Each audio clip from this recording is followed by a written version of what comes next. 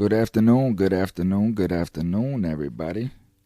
Happy Monday, Manic Monday, January 31st, 2022. First month of the year, last day of the month. So I just wanted to touch bases with you. As I've said in the past, a couple episodes, I am getting ready for this stage performance down in Miami, so my platform has kind of been put on pause. I try to upload as much as I can when I can. I'm working on getting episode 7 of the Constitution in with Tanawal. He's been extremely busy as well. So these are some of the issues. So please be patient. I have much stuff coming, but I do need to focus on this play. This is a big performance. This is my first professional performance, and I want to make sure that I don't go down here and make a fool of myself in front of all kinds of people. But please check it out. Go to brevotheater.org. Look for American Son. That is the title of the stage performance. The writer is Christopher Demos Brown. You may have saw the movie on Netflix with Kerry Washington. If not, you can check that out as well. I am playing the part of Officer Paul Larkin. So I am officially off book. I know all my lines from A to Z, and I'm ready to really kind of start getting into character, getting into the flow. The date was on the 12th and the 13th, I believe, and we pushed that back to the 19th and 20th due to Super Bowl, of course. But I do want to touch bases with a couple things. First and foremost, in the link of this podcast here, and then in the descriptions, I should say, is a link to a documentary that I want to bring some special attention to. I was asked to review this documentary and just give my opinions on it. And I did. And it was a phenomenal story. It's a phenomenal story. There's many interesting parts to really pay attention to in this documentary. But the biggest thing for me is the fact that this individual that this documentary is based upon goes through a severe transition in his life. And I don't know if many people would really understand that transition. The fact that Mr. Ed Jordan, which is who this documentary is made about, essentially went from incarceration and sitting in a cell with no furniture but a hole in the middle of the floor, and that's of course where you use the bathroom at, to owning and operating his own iron industry, his own iron business. This is essentially what this documentary is about. The name of the documentary is called Holding Up the Sky, and it's a great story. I'm not very big on these prison type documentaries because, of course, if you're a follower of mine, you know what my message is. But with that being said, this documentary I watched from start to finish. It's very well put together. And it's a great story, man. It's a remarkable story, and it's a story that has to be told so people can understand the focus on what this story is about. And that is individuals doing life in prison that have rehabilitated themselves, and yet they're still stuck in a system. And whether it's life in prison or life outside of prison, right? Because a lot of guys are coming home and life probation, essentially. You're on parole for life. So at any given moment, 30 years from now, everything that you've built up, you could have some, pissant little young, want to make a name for himself guy, and maybe he don't like you. And he has the power to make your life very, very stressful and hard. So the documentary is essentially that. What Mr. Ed Jordan had to face coming out of prison and reestablishing his life, the hurdles and such.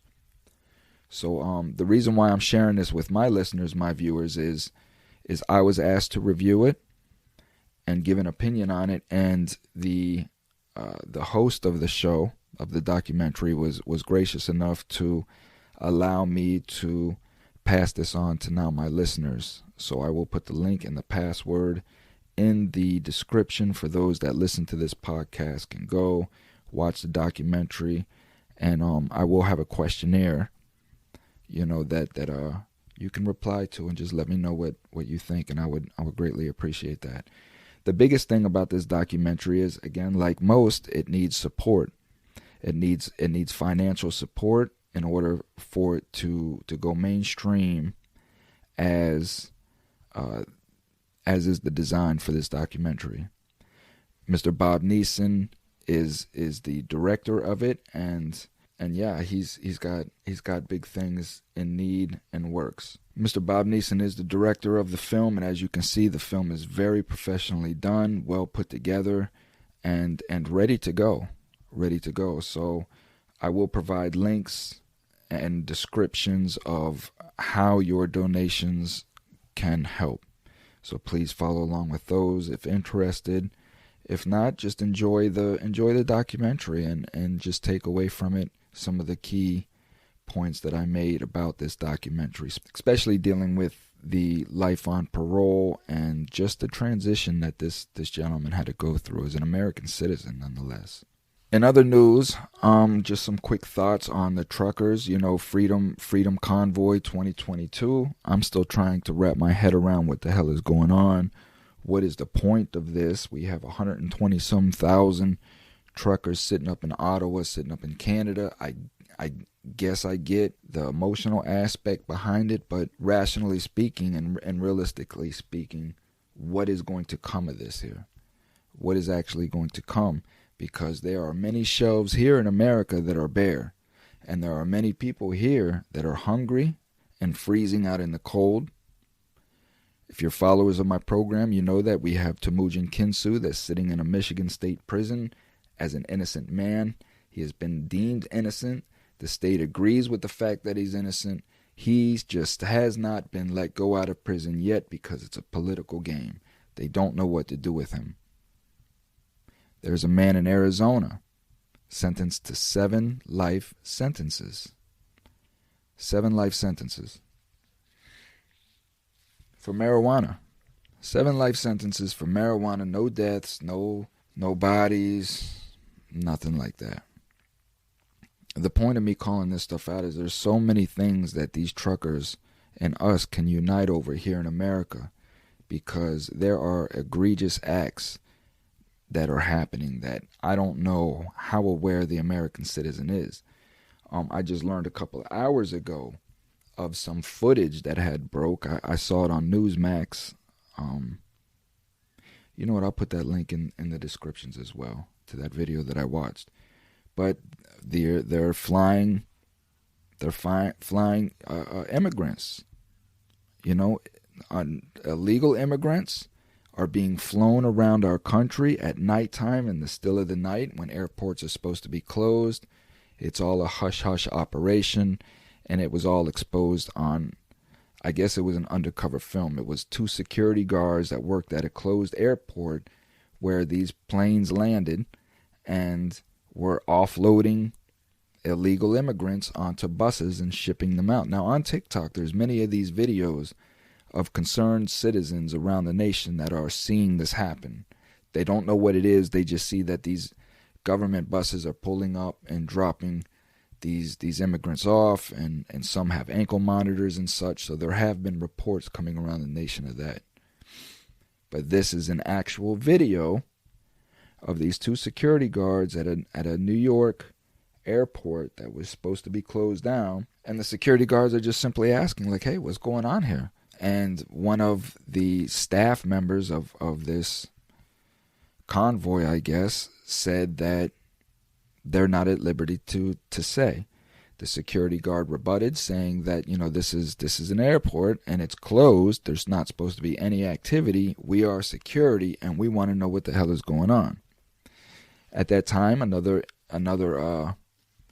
individual came over and said, that this was a hush-hush operation. They're They don't even have IDs. They're not supposed to show no IDs. They're not supposed to say nothing. They have no idea where they're going, such and such. These are the videos that just came out.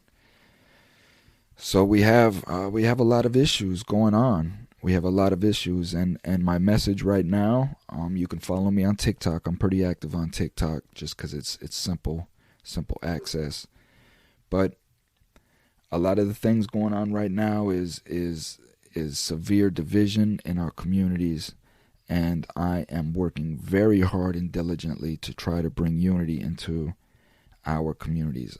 I was on TikTok Live earlier today with an officer from Texas, and we had about an hour-long conversation, and just talking about the different perspectives and what was going on. And these are the conversations that we have to have. We have to have these conversations, and it can't be emotional. You can't want to try to force your opinions into a factual conversation. You just have to relish in the facts. As this guy did, I gave him a lot of props and a lot of love for hearing me out in my side and understanding where it is that we are coming from as we the people in the poor communities, and how we view and see things. That is what is going on, and our lack of trust with law enforcement. We watched the black lady in New York, NYPD Blue, snatched the flag out of the American citizens' hands, threw it down on the ground, and then stomped all over it. And these are sworn officers of our Constitution of America. So there's a lot of disrespect, there's a lot of anger, confusion, division, and this is what FreeMe Podcast does, is just try to eliminate this division through education and love of all, to know that we're all Americans, we're all trying to survive the best way that we know how. You may not agree with my survival tactics, I may not agree with yours, but at the end of the day, we're trying to survive the same tax system. So that's pretty much it. I have interviews with Miss Penny Pierce coming up again. I'm trying to land an interview with the attorney that I went to trial with, my federal trial. I'm trying to wrap that up with him. Very touchy. And I have several other interviews on its way. Today, actually, at 4:45 p.m., I will be live on TikTok interviewing DeMel Dukes. It may be around there. Again, this is an inmate locked up in a Michigan prison, so it's whenever he can kind of call, but I have been advised it will be around that time. So if you want to look for the Thomas FreeMe Show on TikTok, log in, subscribe to that.